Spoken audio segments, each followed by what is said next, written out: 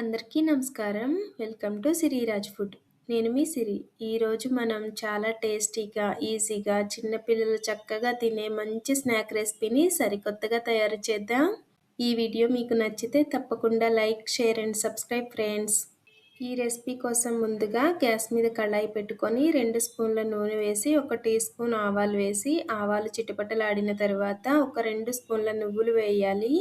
నువ్వులు కూడా కొంచెం చిటపటలాడిన తర్వాత సన్నగా కట్ చేసుకున్న ఒక పచ్చిమిర్చి, అలానే కొంచెం క్యారెట్ తురుము, కొద్దిగా కట్ చేసిన కరివేపాకు వేసుకొని ఇవి కూడా లైట్గా వేగేలా వేయించుకోవాలి.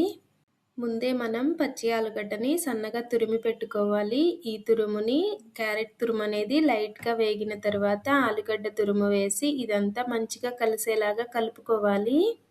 ఆలుగడ్డ తురుము అనేది కొంచెం మెత్తబడిన తర్వాత 2 కప్పుల నీళ్లు పోసుకొని నీళ్లు కొంచెం తెరలే వరకు మరిగించుకోవాలి. ఇలా తెరులుతున్నాయి అనుకున్నప్పుడు మన రుచికి సరిపడా ఉప్పు, అలానే 1 స్పూన్ చిల్లీ ఫ్లేక్స్, కొంచెం సన్నగా తరిగిన కొత్తిమీరను వేసి ఒక్కసారి మంచిగా కలుపుకోవాలి.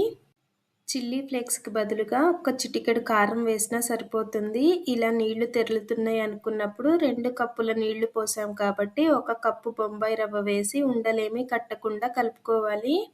బొంబాయి రవ్వ అంటే సూజీ రవ్వ, ఉప్మా రవ్వ అంటారు కదా, ఆ రవ్వ. మరి లావుగా ఉంది అనుకుంటే ఒక్కసారి మిక్సీ పట్టుకొని వేసామంటే సరిపోతుంది. గ్యాస్ని తక్కువ పెట్టుకొని ఇలా ఉండలేమి కట్టకుండా చక్కగా కలుపుతూ ఉండాలి. మనం కలుపుతూ ఉన్నామంటే రవ్వ అనేది తొందరగా దగ్గరికి వచ్చేస్తుంది. ఇలా దగ్గరికి వచ్చిన తర్వాత కూడా ఇంకాసేపు కలిపామంటే చక్కగా ముద్దలాగా అవుతుంది. మన ఛానల్లో ఈజీగా చేసే స్వీట్స్, స్నాక్స్, హెల్తీగా చేసే లడ్డూలు చాలా ఉన్నాయి. కుదిరితే ఒక్కసారి చూడండి. వీడియోస్ మీకు నచ్చితే తప్పకుండా సబ్స్క్రైబ్ చేయండి. ఇప్పుడైతే ఇది దగ్గర పడిపోయింది కదా, దించి ఒక ప్లేట్లో వేసి కాసేపు చల్లారబెడదాం. చల్లారిన తర్వాత చక్కగా కాసేపు కలుపుతూ ఉన్నామంటే మంచిగా చపాతీ ముద్దలాగా తయారవుతుంది. ఇందులోకి మనం వేరే పిండేమీ వాడడం లేదు, ఓన్లీ సూజీ రవ్వతో మాత్రమే చేస్తున్నాం. పిండిని బాగా కలిపామంటే ఇందులోంచి జిగురులాగా వస్తుంది. చూసారు కదా, చక్కగా ఇలా చపాతీ ముద్దలా కలుపుకున్న తర్వాత చిట్టి చిట్టి లడ్డూల్లా చేసుకొని చేత్తో ఇలా ప్రెస్ చేసామంటే చిన్న బిస్కెట్స్లా అవుతాయి.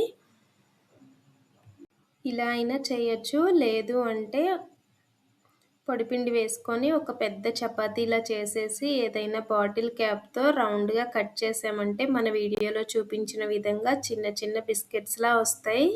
ఈ షేప్ అనే కాదు, మనకి నచ్చిన షేప్లో వీటిని తయారు చేసుకోవచ్చు. ఇలా అన్ని బిస్కెట్స్లా తయారు చేసుకున్న తర్వాత గ్యాస్ మీద కళాయి పెట్టుకొని ఒక 2 ఇంచుల సుమారు నూనె పోసుకొని నూనె లైట్గా వేడైన తర్వాత ఇవన్నీ అందులో వేసి 1 నిమిషం పాటు కదపకుండా ఉంచాలి. తర్వాత గట్టిపడతాయి అన్నమాట. గట్టిపడిన తర్వాత గరిటె పెట్టి మంచిగా కలపొచ్చు. వీటికి పైన పిండితో కోటింగ్ ఏమీ వేయాల్సిన అవసరం లేదు. ఇలానే డైరెక్ట్గా ఆయిల్లో వేసినా కానీ విడిపోవు అన్నమాట. గ్యాస్ మీడియం ఫ్లేమ్లో పెట్టుకొని మంచి బంగారు కలర్ వచ్చే వరకు వేయించుకోవాలి. ఇప్పుడు ఇవైతే వేగిపోయినాయి కదా, పక్కకి తీసేద్దాం. వీటిని చిన్నపిల్లలైతే భలే ఇష్టంగా తింటారు. టేస్ట్ అయితే చాలా అంటే చాలా బాగున్నాయి.